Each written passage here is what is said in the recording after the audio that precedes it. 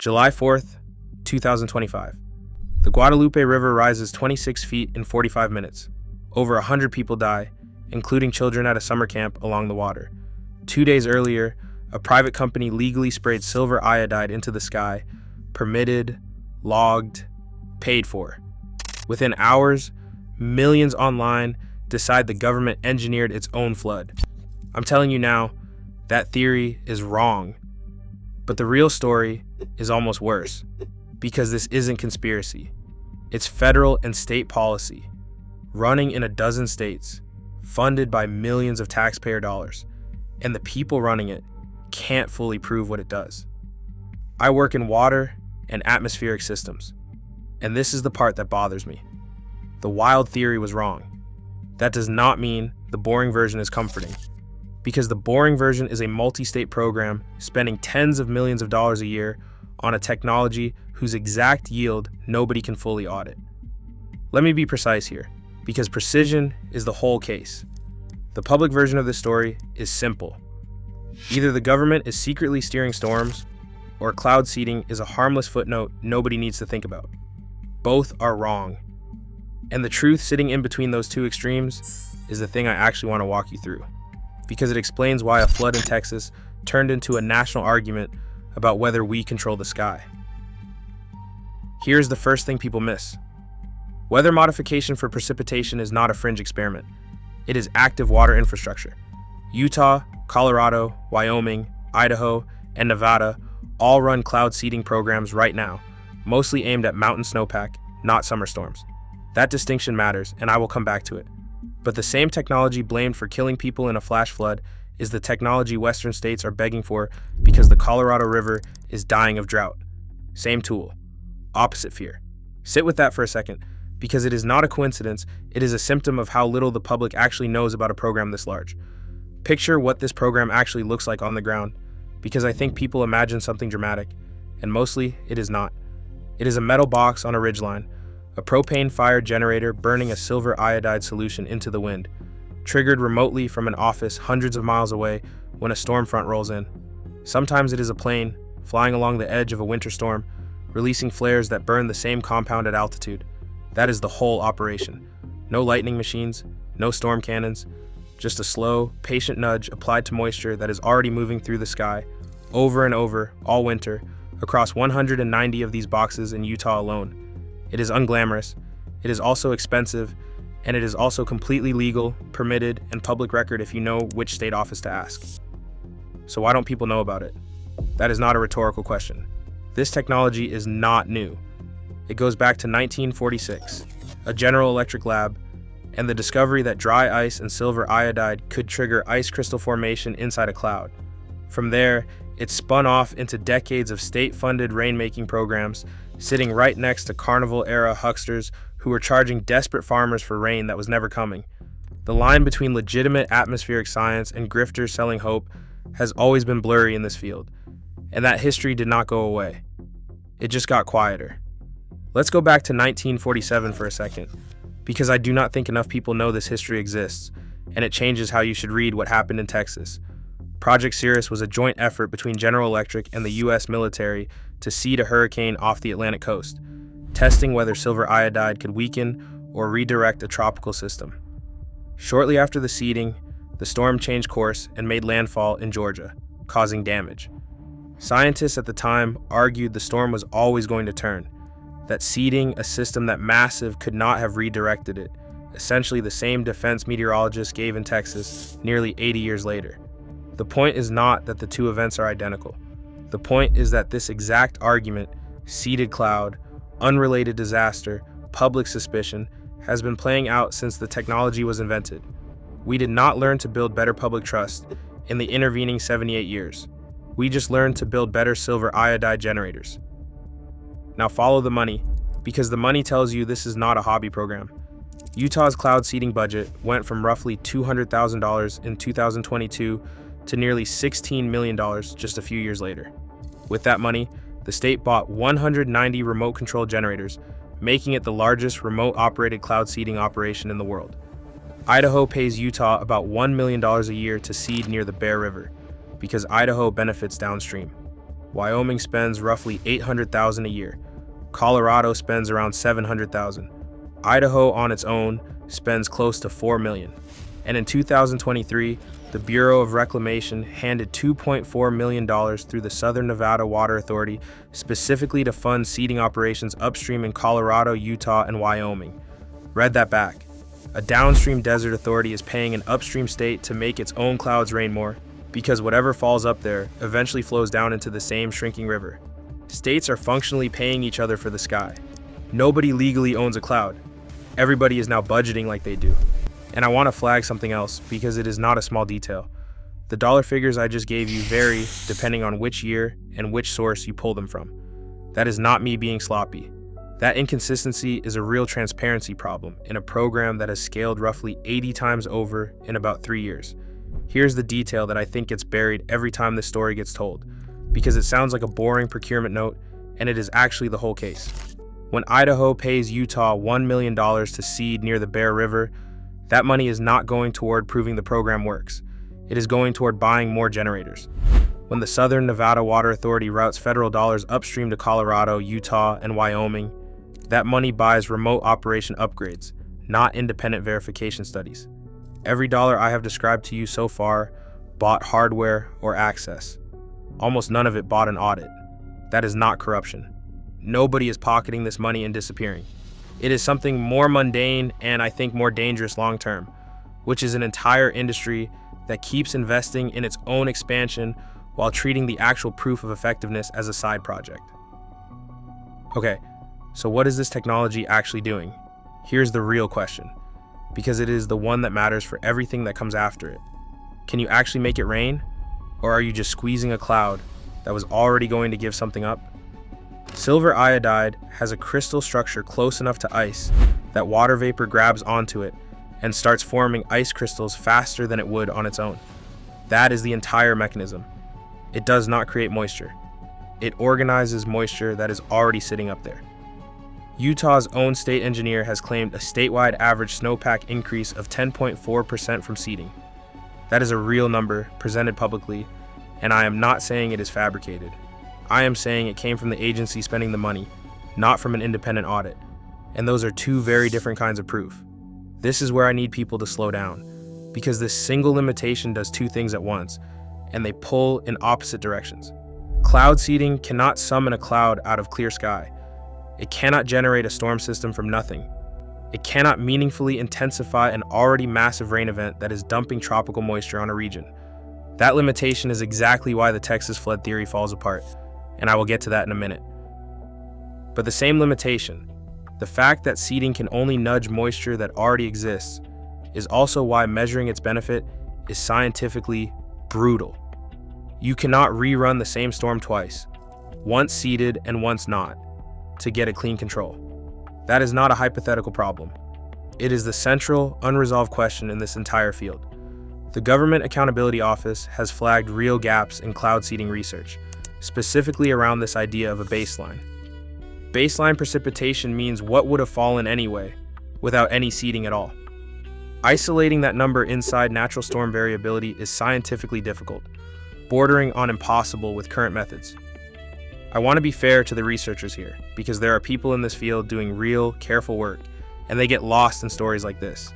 The Snowy project in Idaho used aircraft-mounted radar to track individual seeded plumes through a cloud in real time, watching ice crystals form specifically along the seeded path compared to unseeded air right next to it. That is closer to a genuine controlled experiment than almost anything else in this field's history. And it did find measurable snowfall increases under the right conditions. But notice the qualifier, under the right conditions. Cold enough cloud tops, enough supercooled liquid water, the right wind shear. Real snowpack across an entire state, all winter, in 100 different storm conditions, is not the same experiment repeated at scale. Good science exists here. It just has not caught up to how much money is now chasing it. That is the standard of care problem, plainly. A rigorous seeding program needs independent radar verification and real control comparisons, not internally generated percentages presented to a state water board. That is not how you would evaluate a water treatment plant, and it should not be how you evaluate an atmospheric one either. If a utility told me their new filtration system removed 10.4% more contaminant, and the only number backing that up came from the utility itself, I would not sign off on it. I would ask for the lab work. Nobody is asking the sky for its lab work yet, and that is the actual gap, not whether the chemistry is dangerous, because it is not. Silver iodide has been studied for decades and is considered safe at the concentrations used. The gap is proof of yield, not proof of safety, and those two questions keep getting flattened into one in the public conversation. Now let's go back to July, because this is where the story actually detonated in public, and the timeline is worth putting under a light. The company is Rainmaker Technology Corporation. The chief executive officer is Augustus Dorico, a 25-year-old founder connected to the Thiel Fellowship, running a startup that had been publicly upfront about doing cloud seeding work in Texas. On July 2nd, 2025, Rainmaker seeded 2 clouds over the eastern part of south central Texas. Those clouds dissipated within a couple of hours, which is normal because cloud lifespan is measured in minutes to a few hours, not days. The company suspended the operation that day when moisture readings ran unusually high, which is itself a normal caution move, not a smoking gun. 2 days later, on July 4th, the Texas Hill Country got hit with a catastrophic flash flood, driven by the remnants of Tropical Storm Barry slamming into a regional water authorities already call Flash Flood Alley because of steep terrain and soil that does not absorb water well. That region floods hard on its own, tropical storm or not. This was not a freak coincidence of geography. It was already a documented risk zone before Rainmaker ever flew a mission near it. Multiple named atmospheric scientists went on record ruling out a link between the seeding and the flood. Bob Rauber at the University of Illinois, Andrew Dessler at Texas A, and M. Dev Niogi at the University of Texas, Uma Bhatt at the University of Alaska Fairbanks. Their reasoning lines up with the mechanism I just explained to you. A storm system driven by tropical moisture at that scale cannot be meaningfully juiced by 2 clouds that were seeded and dissipated within hours, 48 hours earlier, in a different part of the region. The physics does not support the theory. I want to be fair here, because the scientists are right. But here's the part that actually bothers me professionally, and it is not the theory itself, it is what happened next. Dorico published his own company's flight logs to the public, trying to shut the theory down. Think about what that means. The fastest, clearest piece of evidence available to the public came from the accused company, not from a state agency, not from a federal regulator, not from any independent public data set that existed ahead of time and was easy to check. The theory was wrong. That is true. But the system had almost no ready public evidence trail for people to verify that quickly. So a 25-year-old CEO ended up doing the transparency job that regulators should have already been doing before disaster ever struck. That is not a defense of the conspiracy. I am not handing anyone a new one. But I'm also not going to pretend the transparency gap that let the theory spread that fast is nothing. It is an indictment of the oversight structure underneath it.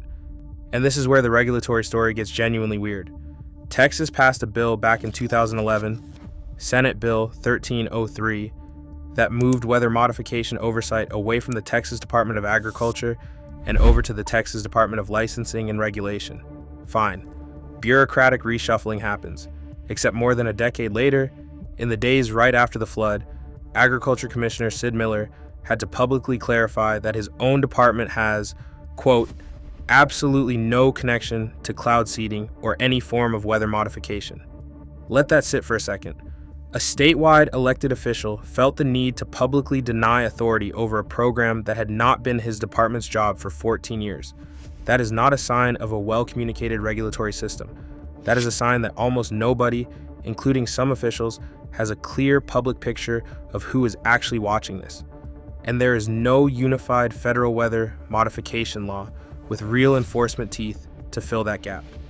Reporting requirements are fragmented state by state. Some states track it closely, some barely do. The flood was not caused by seeding, but the confusion in the days afterward proved something uncomfortable, which is that the oversight structure underneath a now 9-figure regional industry is genuinely too thin for its own size. There's one more layer to this, and it is the one that does not make headlines, because it does not have a body count attached to it. which is exactly why I think it matters more, not less. If seeding pulls moisture out of a cloud over one state, does that reduce what is available for the state sitting downwind? That question does not have a clean answer yet. It sits right underneath the entire structure of interstate payments I described earlier, Idaho paying Utah, Nevada paying 3 states upstream. Farmers, ski resorts, drinking water reservoirs for Colorado River Basin cities, and tribal water rights all draw from the same shrinking system that these programs are trying to patch. Think about who is actually downstream of all of this, because the stakes stop being abstract very fast once you follow the water instead of the headlines. A rancher in the Uinta Basin, depending on spring runoff, that either does or does not carry a seeded boost. A ski resort in Park City whose entire winter revenue depends on snowpack numbers that get partly credited to a program nobody can fully verify. A family in Las Vegas whose drinking water comes from a reservoir that federal money is trying to prop up by seeding clouds 4 states away. Native nations with senior water rights on the same river, watching upstream states spend 9 figures on a technology that might be moving moisture around a system those nations have legal claims inside of. None of these people get a vote on whether the seeding happens above their watershed. They just get whatever falls or does not. That downwind question, whether seeding one basin quietly reduces what reaches the next one over, does not have a settled scientific answer. And I want to be precise about why that is uncomfortable instead of just saying it is uncomfortable. It is uncomfortable because the entire interstate payment structure I described earlier only makes financial sense if seeding adds new precipitation rather than just relocating precipitation that was already going to fall somewhere nearby. If it is the second thing, even partially, then some of this spending is not creating water. It is quietly moving water from one legal jurisdiction's sky into another's, without anyone downstream signing off on the trade. Nobody has proven that is happening. Nobody has proven it is not. That is the exact kind of monitoring gap that should worry a professional far more than a flood theory that collapses the moment you check the physics. The flood got the headlines. The drought is the actual reason this entire industry exists and is scaling this fast. Lake Mead sitting at historic lows is the real emergency driving 9 figures of spending into the sky, not the disaster that made the news. I keep coming back to that image of the generator on the ridge, quietly running through a storm nobody is watching in real time, because it captures the whole tension of this story better than the flood does. The technology is not sinister. It is not even particularly mysterious once you understand the chemistry. It is a box that helps ice crystals form a little faster than they would on their own. Bolted to a hillside, triggered by remote control, funded by a budget that has grown 80-fold in 3 years without a matching growth in independent proof. That is not a conspiracy. That is a funding curve completely detached from a verification curve. And honestly, that is a more boring sentence than anything the internet came up with about the Texas flood. And it is also the more accurate one. The geese sitting on a seeded reservoir do not care what percentage increase Utah's state engineer reported to the water board. The snowpack does not know it was seeded any more than a lake knows it was dredged. Water behaves like water, whether the intervention above it was expensive, well-intentioned, politically popular, or all 3 at once. That is the same lesson I have watched play out in reservoir management, in pipe replacement, in algae treatment, in every corner of this field. The intervention is never the whole story. The system underneath it is. And the system underneath American cloud seeding right now is a patchwork of state budgets, self-reported percentages, one promising radar study in Idaho, and a regulatory structure so thin that a state agriculture commissioner had to publicly deny authority over a program that stopped being his job 14 years earlier. So here's where I land on this, and I want to be exact instead of dramatic, because the exact version is disturbing enough on its own. The mistake was not that state and federal water managers tried to squeeze more snowpack out of a shrinking river system. That instinct is reasonable, given what the Colorado River is doing right now. The mistake is that they scaled the spending, the generator count, and the interstate financial arrangements faster than they built the independent monitoring, the audited data, and the public transparency required to survive the first disaster that happened anywhere near the program. When the moment came, when millions of people needed a fast, credible, government-verified answer, that answer did not exist yet. A company's own flight logs had to do the job a regulator should have already set up years in advance. I am not telling you to be afraid of a metal box on a hillside. I am telling you to be annoyed, professionally annoyed, the way I am, that an industry moving this much public money got to operate for years on self-reported percentages before anyone demanded a radar study, and that the demand still has not scaled to match the spending. That is not a wish with invoices. It should not be treated as one either. That is the part I want you to sit with longer than the flood theory, because the flood theory answers itself in a single afternoon of checking the physics. This funding gap does not resolve itself in an afternoon. It resolves itself, if it ever does, one radar study, one independent audit, one uncomfortable legislative hearing at a time. And right now, almost nobody outside a handful of state water boards is even asking for that timeline to move faster. This was not a mysterious cover-up.